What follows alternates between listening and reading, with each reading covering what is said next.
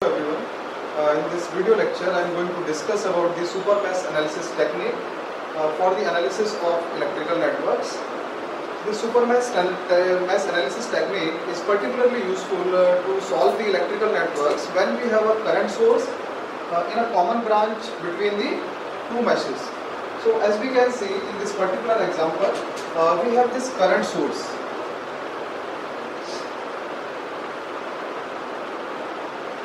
Which is common between two meshes.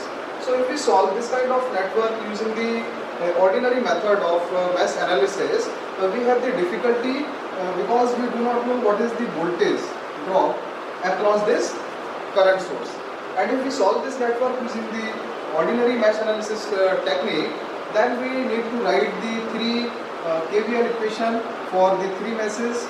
Suppose this is the current I1 flowing in the mesh 1. This is the current I2 flowing in mesh 2nd, and this is the current I3 flowing in the mesh 3 in the clockwise direction. So we need to write the three KVL equation for mesh 1, for mesh 2nd and for mesh 3rd.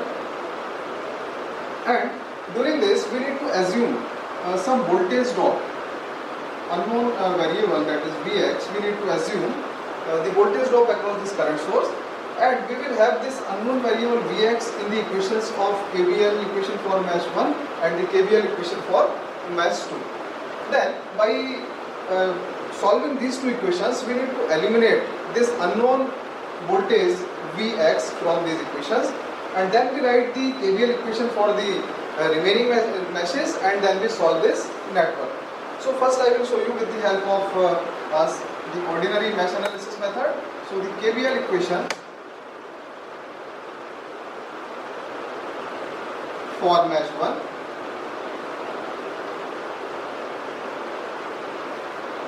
This is the voltage source V1.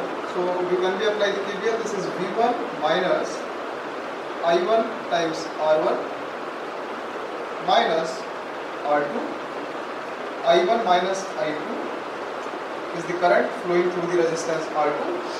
And then we have this voltage, unknown voltage Vx that we have assumed, and the polarity we have taken according to the given direction of the current source, that is plus at the upside and minus polarity at the bottom side. So we will have minus of Vx equals 0. So this is equation 1 for mesh 1. Similarly, we will write the KVL equation for mesh 2. So when we apply the KVL equation to the second mesh, we will be having this minus R2. The current flowing is I2 minus I1. Then we have this resistance R3 in the second mesh. So this is minus R3. And the current flowing through this resistance is I2 minus I3. And there is also a voltage source. And if we see the polarity of the source in the direction of current I2, this will be minus V2, and also we have this current source across which we have already assumed this voltage Vx. So this is plus Vx equals 0. So now we can see in these two equations we have the unknown mesh currents I1 and I1, I2 and I3, but also we are having this unknown voltage Vx. This we need to eliminate, and for this we need to add the equation 1 and 2. Adding equations 1 and 2. If we add this, the Vx will be eliminated, and we will be having the this final equation as this will be also after addition. This is cancelled out. Vx is cancelled out with Vx, and we can see this is again the common term, and this will be eliminated. So we will be having V1 minus I1 R1 minus R3 I2 minus I3 minus V2 equals 0. So in this way we eliminate the unknown variable Vx from this equation. 1 and 2. This is suppose equation number 3. Now for rest of the meshes, that is mesh 3, we write the KVL equation in the same way.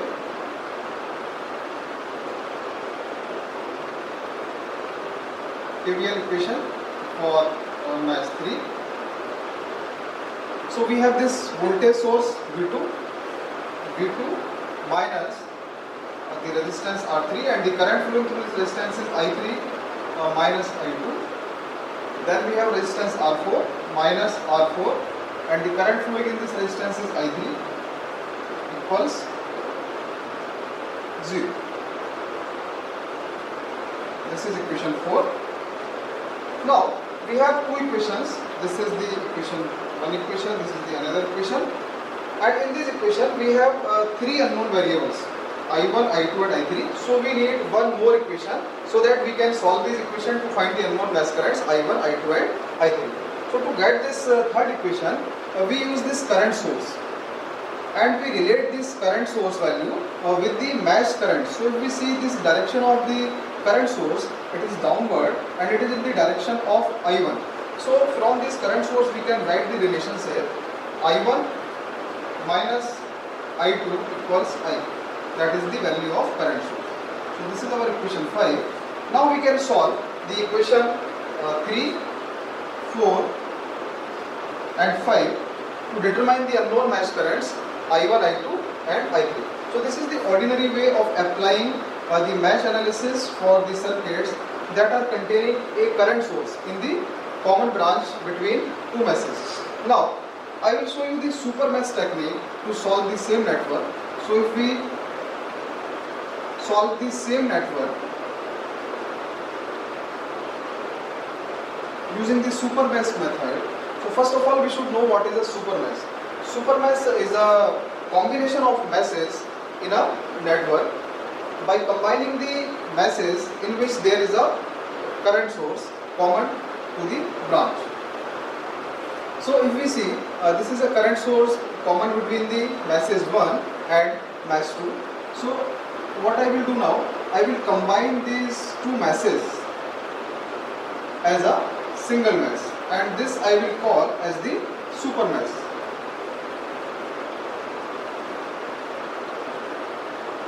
So in a super mesh, we just ignore the common branch in which there is a current source, and we consider it as a single mesh, and then we write the KVL equation for this super mesh instead of writing the two KVL equation for mesh 1 and mesh 2.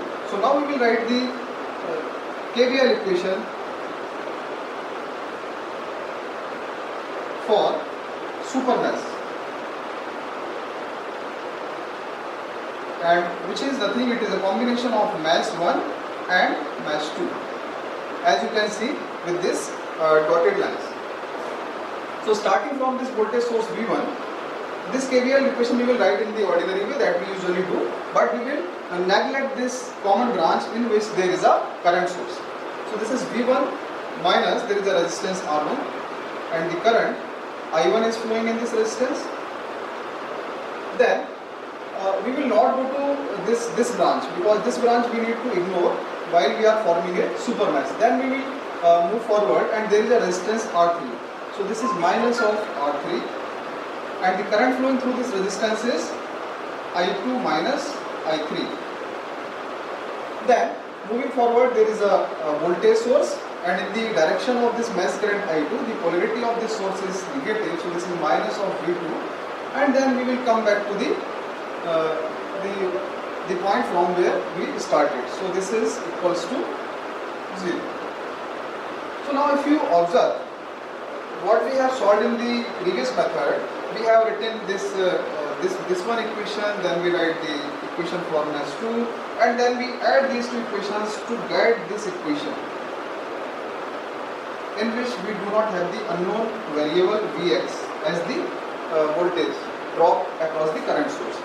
Now if you see this equation that we are getting by writing the KVL equation for the super mesh, so this equation is exactly same. This is V1 minus I1 R1 minus R3 I2 minus I3 minus V2 equals 0. So what is the idea of super mesh analysis? We reduce these calculations basically. So by applying the super mesh technique to such networks, when there is a current source common between two meshes, we can reduce our calculations if we write the KVL equation for a super mesh instead of writing the two independent KVL equations for mesh 1 and mesh 2, and then we eliminate the unknown variable Vx. So this reduces our calculations a lot. So this is our equation 1. Now for rest of the meshes we will write the KVL equation as we normally do. So this is the remaining mesh 3. We will again write the KVL equation for this mesh. KVL equation for mesh 3. So this will be again same that we have already written here. This is V2 because there is no change in the KVL equation of mesh 3. R3, then I3 minus I2 minus R4 I3 equals 0. This is the second equation. Now again, because we have the three unknown mesh currents I1, I2 and I3, so we should have three equations so that we can solve it and we can determine the unknown mesh currents I1 and I2. So again, to get this third equation, we use this current source and we relate this current source with the assumed mesh currents in the mesh 1 and 2. So from the current source we can write, from the current source, what we can write, the I1 minus I2 is equals to I, because the current I1 is in the direction of this current given current source, but I2 is in the opposite direction. This is I1 minus I2, and this is equals to the value of the given current source I. So this is the equation 3, and now we can solve equations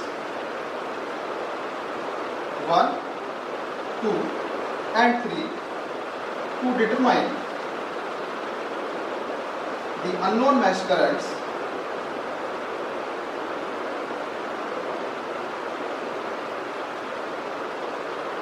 I1, I2 and I3.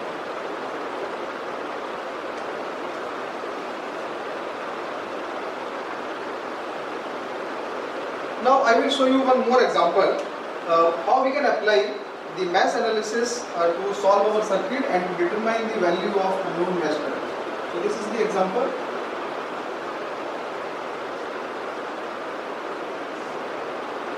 And we need to find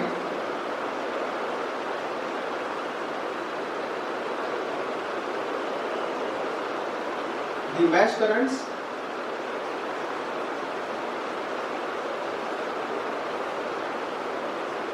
in the network shown in below figure.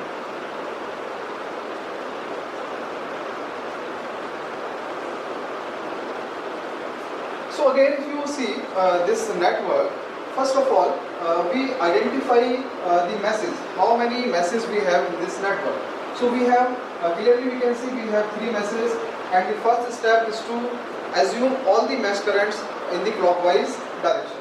So in the step 1 we identify the meshes. So this is mesh 1, and we assume the current I1 flowing in this mesh in the clockwise direction. This is the second mesh in which the current I2 is flowing in the clockwise direction, and this is the third mesh in which we let the current I3 is flowing in the clockwise direction. Again, we observe that we have a current source in this network and which is connected here. You can see with the dotted lines, this is a current source and which is connected between the mesh 1 and mesh 3. So because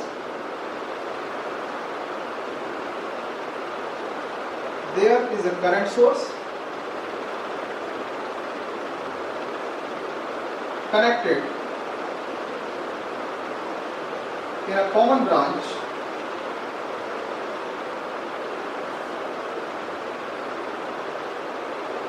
between meshes 1 and 3. So we form a super mesh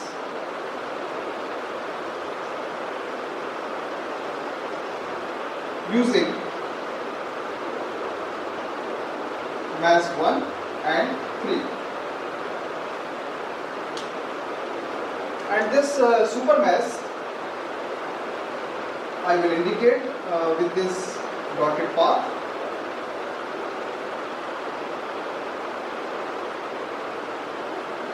So this is the super mass in this case. And instead of writing now the independent equations for mass 1 and mass 3, we will now write a single KVL equation for this super mass. So in the next step we will write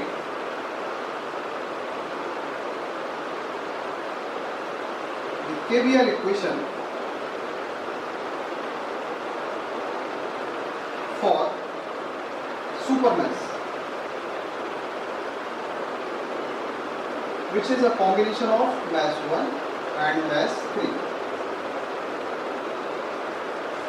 So if we start from this voltage source, the KVL equation will be 7, and then we have a, if we move forward in the super mass, then we have a resistance of 1 ohms minus 1, and the current flowing through this resistance is I1 minus I2. Then we will not go to this this path in which the current source is connected, because we need to follow the super mass. So next we have a resistance of 3 ohms minus 3, and the current flowing in this resistance is I3 minus I2. Because the super mass is formed by the mass 3, so we will consider this current I3 higher than the current I2, so we will write I3 minus I2.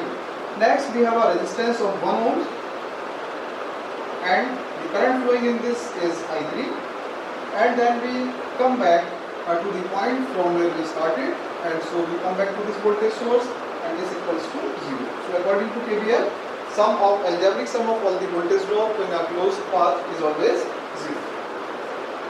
If we simplify this equation, we get 7 minus I1, and this is plus 4I2 minus 4 times I3 equals 0, or we can write it like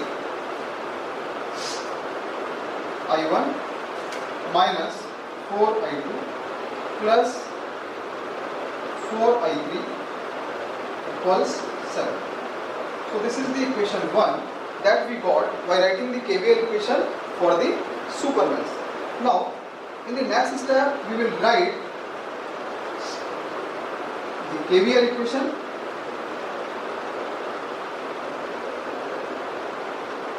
for the remaining masses in the network, and other than the super mass we can see we have this third mass, that is mass 2 in our network. So write the KVL equation for mass 2.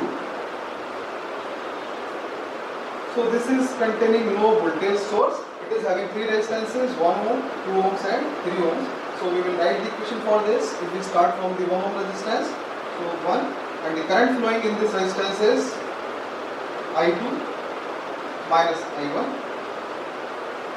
Then we have this resistance of 2 ohms, so plus 2, and the current flowing in this resistance is I2.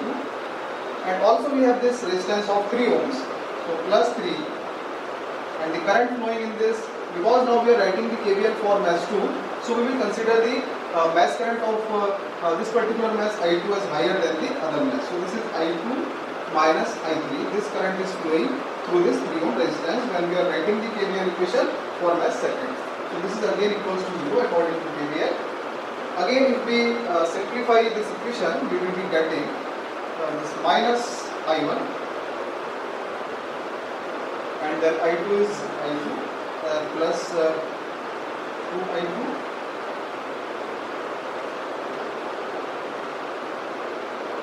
so this will be plus 6 I2, and we have I3 also, so this is minus 3 I3 equals 0. So after simplifying this KVL equation for mass second, we have this final equation minus I1 and then plus 6I2 minus 3I3 equals to 0. This is our second mass equation. Now we need the third equation also because we have again the three variables. So what we will do? Now we will write the constant equation.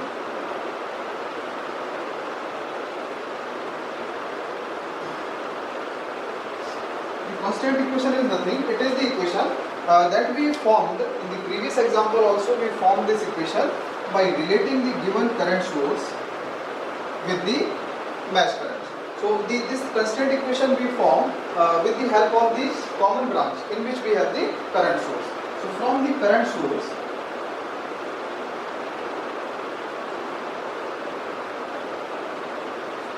we can write a constant equation. Again, we can see this direction of this current source is downward and I1 is in the direction of this current source, but I3 is in the opposite direction of the given current source direction. So I1 minus I3 equals 7, or from this we can simply write I1 equals I3 plus 7. I1 equals I3 plus 7. This is equation number 3. Now we can solve these equation 1, 2 and 3 to determine the unknown mass currents I1, I2 and I3. So to solve this, we can just substitute the value of I1 from equation 3 into equations 1 and 2. So if we substitute these values,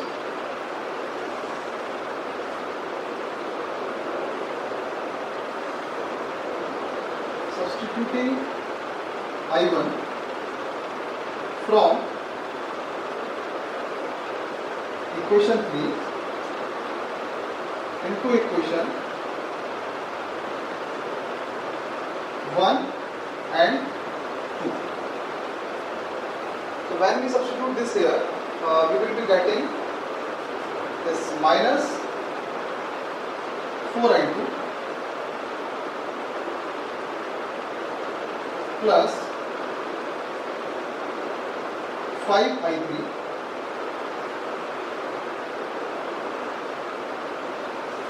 and this will be equals to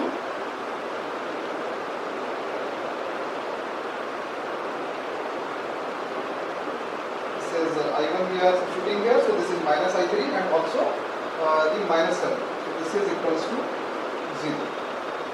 Similarly, substituting the value of I1 into the equation 2, we are getting 6I2 and this minus 4I3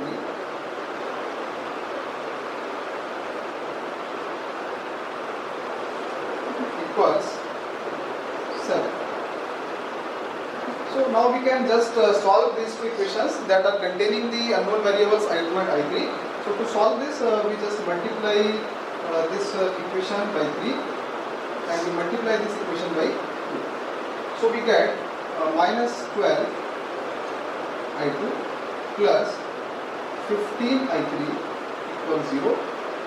And similarly, we multiply the next equation by the 2 so that we can eliminate the unknown mass current I2. So this is 12 I2 minus 8 I3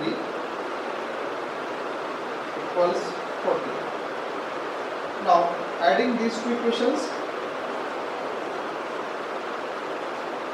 if we add these two equations, the I2 is eliminated and we have 7 I3 equals 40, and from this we get the value of unknown mass current I3 is equals to 14 divided by 7, that is 2 amperes. So this is the first value we have got by solving these equations. I3 is equals to 2 ampere. Now we can substitute this value of I3 in any of the above equations to determine the value of I0. So let's put this value in this equation. So we will be getting 6I2 minus 4 multiplied by I3, that is 2, minus 8 is equals to 7. And from this we are getting 6I2 is equals to 15. For the I2 we are getting as 15 divided by 6, and this will come as 2.5 amperes. So this is the value of I2 we are getting as 2.5 amperes. So now we have the value of I3, we have the value of I2. We can determine the value of I1 from this constant equation. So thus substituting the value of I3, that is 2 ampere, we get this third mesh current I1 from this equation 3. I1 is equals to the I3 we are getting the 2 ampere plus 7, that is 9 amperes. So we have determined all three mesh currents for this network. The I1 is 9 amperes. I2 we are getting as 2.5 amperes,